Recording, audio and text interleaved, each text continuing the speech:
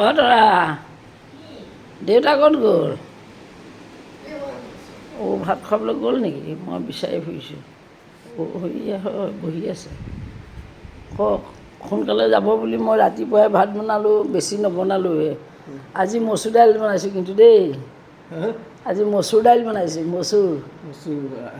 অঁ বহুত দিনৰ মূৰত এইকেইটা আছিলে যেনি তেনি পৰি ফুৰে।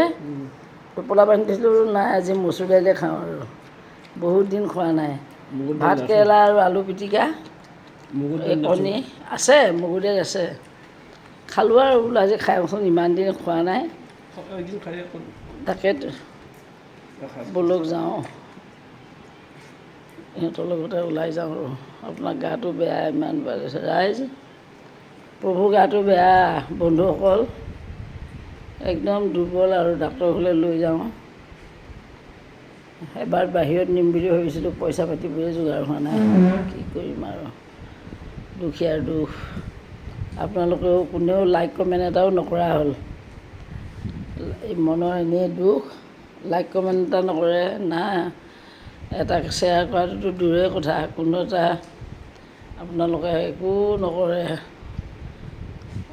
লাইক কমেণ্ট, মনৰ দুখ আৰু লাগি গৈছে আৰু দুখতে, মানুহজনৰ দুখ দুখেই। আপোনালোকেও লাইক কমেণ্ট এটা দি উৎসাহ দিলে ভাল লাগে। একো ভিডিঅ' চিডিঅ' কৰিবলৈ মনেই নোযোৱা হ'ল মনৰ দুখতে। এতিয়া আমি ডাক্তৰৰ ঘৰলৈ বুলি ওলাইছোঁ আৰু।